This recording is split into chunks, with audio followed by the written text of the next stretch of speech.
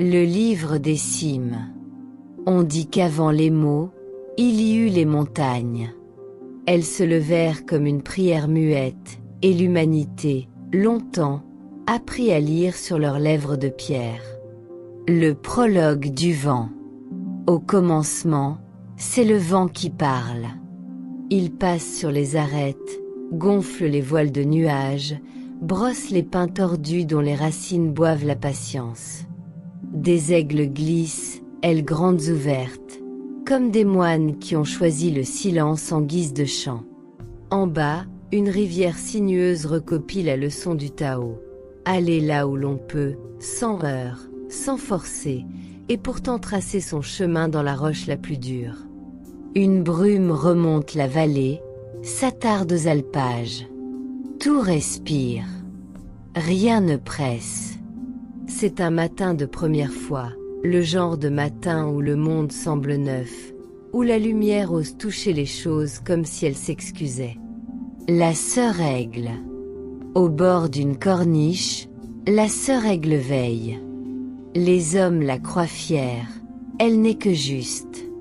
Elle a vu la neige étouffer un cri, et le printemps ressusciter des herbes que l'on croyait mortes. Elle sait que tout va et vient, que tout recommence, impermanence, dit le Bouddha, résurrection, murmure un psaume. Quand elle prend son essor, elle ne conquiert pas l'air, elle s'y confie. Elle laisse le monde la porter, vouée, disent les sages chinois, agir en s'accordant aux forces profondes plutôt qu'à l'orgueil des bras. Sous elle, un bouquetin gravé de muscles et d'équilibre danse avec l'abîme. Ils se saluent d'un regard. Chacun à sa hauteur, chacun à sa voix. L'ermite et la cloche. Dans une clairière où la mousse garde la mémoire du pas des cerfs, vit un ermite. On l'appelle Élie. Il ne prêche pas, il écoute. Chaque matin, il sonne une clochette qui ne convoque personne. Elle rappelle seulement au cœur qu'il a des paupières à relever. Les animaux le connaissent. La marmotte se hisse pour guetter, la chevêchette cligne dans le creux d'un tronc, les loups passent loin, comme une phrase qu'on ne prononce pas encore. Élie porte une tunique rapiécée, et dans ses yeux, 2 lacs de montagne, on lit la paix fatiguée de ceux qui ont longtemps lutté pour rien, puis cessé de lutter pour mieux aimer. La montagne ne veut rien, dit-il souvent. C'est pourquoi elle donne tout. Le conseil au bord du lac. Un lac, posé comme un miroir sur la paume d'un cirque rocheux, rassemble une assemblée que nul homme n'a invitée. L'ours venu flairer la myrtille tardive. La biche qui boit en tremblant. Le renard aux pensées rapides. Des oiseaux de passage. Et plus loin, dans l'eau, des truites ponctuées d'étoiles. L'ours, vieille assiette velue, grommelle. J'ai appris que la gentillesse est plus rare que le miel. Le miel, je le trouve. La gentillesse, j'attends qu'elle me trouve. La biche murmure. La peur m'habite. Pourtant je donne naissance où je ne suis sûr de rien. Est-ce là le courage? Le renard sourit. J'ai connu des hommes plus rapides que moi. Aucun n'a su s'arrêter à temps. Les truites ne disent rien. Elles poussent le cercle avec des ronds de lumière. Élie, assis, les écoute. Il ne traduit pas. Il absorbe, comme la terre boit la pluie. Parabole de l'eau. Un jour de chaleur, la rivière s'amincit. Les pierres se dévoilent, cicatrices et alphabets. Élie remonte le cours. Il se penche sur un goulet où l'eau, contrariée par un caillou, frissonne et se brise en écume. Regarde, dit la sœur aigle qui plane si bas qu'on croirait la toucher, elle n'insulte pas la pierre. Elle la lit. Et elle la sculpte, répond Élie. Elle la polit par patience. C'est l'art des saints, porter sans casser, transformer sans humilier. Plus loin, la rivière reprend son rythme. Elle a contourné l'obstacle, trouvé sa figure, laissé au monde la preuve qu'une douceur insistante change la forme des choses. L'hiver est un maître. La neige vient sans prévenir, un soir de novembre. Les épicéas se couvrent de chapiteaux blancs, les traces s'endorment. Le loup apparaît, silencieux, plus présent encore que ce qu'on voit. Dans la nuit cristalline, tout bruit pèse plus lourd. Élie veille. Il n'a pas peur. Il sait que le loup est un pèlerin de la faim, qu'il prie en marchant, qu'il honore les cycles en ne prenant que ce qui doit tomber. Les chevreuils le savent aussi, leur panique est brève comme une rafale, car le monde a des règles plus profondes que les cris. La neige enseigne le détachement. Elle recouvre les sentiers pour apprendre aux pas à se réinventer. La liturgie des aubes. À l'aube, quand la laine sort comme une fumée de prière, les tétralyres sculptent des cercles d'arabesques. Ils jouent à être beaux pour rappeler au monde que la beauté est un devoir. Un coq de bruyère déploie sa roue invisible et le soleil, flatté, hausse le ton. La sœur aigle frôle l'ombre d'une falaise. Elle connaît chaque couloir d'air comme un musicien connaît ses gammes. Elle se souvient d'un vieux dicton taoïste, le sage se tient où souffle le monde.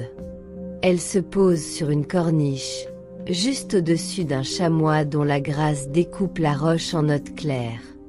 Élie arrive en dessous. Il lève la tête, la remercie sans mots. Il comprend qu'on n'habite pas la montagne, on s'y accorde. Sermon au bord de la falaise. Ce jour-là, et nul ne sait pourquoi, Élie parle à haute voix, au bord d'une falaise qui porte au loin les syllabes comme des graines. Les animaux se rassemblent sans concertation apparente, comme si la vallée avait son agenda secret. Frère vivant, dit Élie, je n'ai pas beaucoup d'enseignements. Juste des mains vides et des poches sans orgueil. Mais j'ai appris. Il s'interrompt. Le renard lui lance un regard qui finit ses phrases. Que le monde n'a pas besoin d'être pris, il a besoin d'être tenu. Que signifie tenir? Gronde l'ours. Ne pas serrer. Soutenir, répond Élie. Comme le roc soutient la mousse. Comme la mère laisse aller l'enfant et pourtant reste, fondation invisible. La bise applaudit en secouant la frange des sapins. Je n'ai pas de religion contre une autre. J'ai la mémoire du vent. Le Bouddha m'a appris que tout passe. Le Christ, que tout peut renaître. Lao Tse, que toute force est d'abord une eau. Il se tait. C'était assez. La blessure de la pierre. Une nuit, la montagne tremble. Une paroi cède, un PAN de falaise s'effondre, et la vallée reçoit un nuage de poussière où se mêlent le granit ancien et l'odeur d'une enfance bouleversée. Au matin, Élie marche dans l'éboulement. Le chemin d'hier n'existe plus. Le bouquetin hésite, ses sabots cherchent une musique nouvelle. La marmotte n'ose pas sortir. L'aigle trace de larges cercles, plus bas, comme pour bénir les pierres blessées. Il faudra du temps, murmure Élie. Le temps est un artisan humble. Il répare sans faire de bruit. Le soir, la rivière porte une poussière laiteuse. La lune, posée sur le lac comme une pièce d'argent, finit par la boire. Ainsi les montagnes se souviennent en se transformant. Le pacte des traces. L'hiver s'attarde encore, mais on sent l'ocre de la terre humide sous la neige mince. Sur un replat, des traces se croisent. Renard, lièvre, loup, chevreuil. Chacune raconte une histoire, un détour, une décision instantanée. Élie pose sa main dans l'empreinte du loup. Frère, dit-il, tu m'as appris la sobriété. Il pose ensuite sa main dans la trace du chevreuil. Tu m'as enseigné la vigilance sans haine. Puis dans celle du renard. Tu m'as donné la malice douce qui évite l'inutile. Enfin dans celle du lièvre. Tu m'as rappelé que la peur, tenue comme un fil, devient corde pour franchir les ravins. Les nuages s'écartent. Un rayon fait fondre la phrase de glace sur la lèvre d'un rocher. Elle redevient eau, elle redevient possible. Le printemps écrit en vers. Le printemps arrive d'abord par des sons, l'eau qui libère son alphabet, le cri neuf des jets, les rires des cascades. Les édelweiss s'allument comme des lanternes pauvres, les gentianes affichent leur bleu insolent, et l'air a ce goût de fer neuf qu'on croirait tiré d'une forge invisible. La biche met bas dans une prairie protégée par une barrière de ronces. L'ours, repu, oublie de voler. La belette file comme une virgule entre deux phrases de pierre. Élie s'agenouille et remercie qui? Il ne sait pas. Il remercie la possibilité de remercier. Ce faisant, il reçoit les 3 bénédictions de ses maîtres invisibles. Du taoïsme, l'art de ne pas forcer. Du bouddhisme, l'art de laisser passer. Du christianisme, l'art de recommencer. Parabole du sentier. Un sentier, naguère net, s'est dilué sous les neiges. Des randonneurs s'égarent, 2 adultes, un enfant. Élie les voit de loin, silhouette perdue dans l'herbe haute. Il ne les appelle pas. Il s'assoit. La sœur aigle tourne au-dessus du trio, brève auréole de plumes. Puis elle file, disparaît un instant, revient, glisse dans l'axe du bon vallon. Le garçon lève la main et suit du doigt cette flèche vivante. Les adultes obéissent à l'enfant, qui obéit à l'oiseau, qui obéit au vent, qui obéit aux formes de la vallée. Ils arrivent au bon col. Élie hoche la tête. Le premier maître de l'homme fut un animal, pense-t-il. Nous l'avons seulement oublié. L'été tout près du ciel. L'été monte dans les arpèges d'une clarinette d'insectes. Sur les dalles chaudes, les lézards écrivent des hiéroglyphes au soleil. La loutre remonte la rivière, ponctue le miroir de pirouettes d'enfants. Sur un évé qui refuse de mourir, la sœur aigle s'ébroue, offrant à la glace une pluie de plumes et d'ombre. Élie partage du pain rassis avec le renard, qui prend s'envoler. La confiance n'est pas naïveté, c'est un contrat signé au rythme du cœur. Le soir, la vallée devient cathédrale. Les sommets flambent, puis se recueillent dans un violet de sacristie. Les étoiles ouvrent leurs clavicules, le silence consacre. Ce n'est pas en maîtrisant que l'on comprend, note Élie. C'est en appartenant. 14. Le feu et la pluie. Un été, la foudre tombe, griffant une crête. Un feu naît, timide d'abord, puis insolent. Les chamois fuient, les oiseaux crient, la fumée s'enroule dans les hêtres. La pluie tarde. Élie prie sans adresse, comme on respire, simplement. Lorsqu'enfin l'averse arrive, elle bat la forêt avec l'autorité d'une mère qui reprend ses enfants. Le feu cède, fatigué d'être fort. Le lendemain, une odeur de cendre bénie reste dans l'air. Des pousses minuscules jaillissent de la noirceur. Voilà la parabole la plus rude, soupire Élie. Quand tout brûle, la vie ne se venge pas. Elle recommence. La sœur Aigle approuve d'un battement d'ailes. Les 3 questions. Un soir de fin d'août, Élie se pose 3 questions qu'il n'a jamais osé articuler. Comment aimer sans posséder? Comment protéger sans enfermer? Comment enseigner sans dominer? La rivière répond à la première en glissant autour des pierres. Je passe et te laisse boire. La falaise à la seconde, en offrant ses prises sans cage. Mon abîme ne te veut pas, mais il te révèle. La sœur Aigle à la troisième, en dessinant une trajectoire que l'on peut suivre des yeux sans jamais la tenir. Regarde, et trouve ton vent. Élie sourit. Les maîtres ont toujours été là. Ils portaient des plumes, du givre, des lichens. Le retour du froid et la tendresse cachée. L'automne dort les mélèzes, pluie d'or calme sur une symphonie de terre. Les cerfs brament, fendent la nuit d'une tristesse magnifique. Élie écoute ces voix de cuivre. Le loup réapparaît, mince et concentré. L'ours cherche sa grotte, la mésange cache des graines, la martre devient ombre. Le froid revient avec une pudeur de vieux amis. La montagne se serre dans son manteau. Élie étend une main sur le tronc d'un pin. Il sent la sève continuer, lente, obstinée, comme la bonté dans un cœur fatigué. La tendresse est un feu sourd, se dit-il.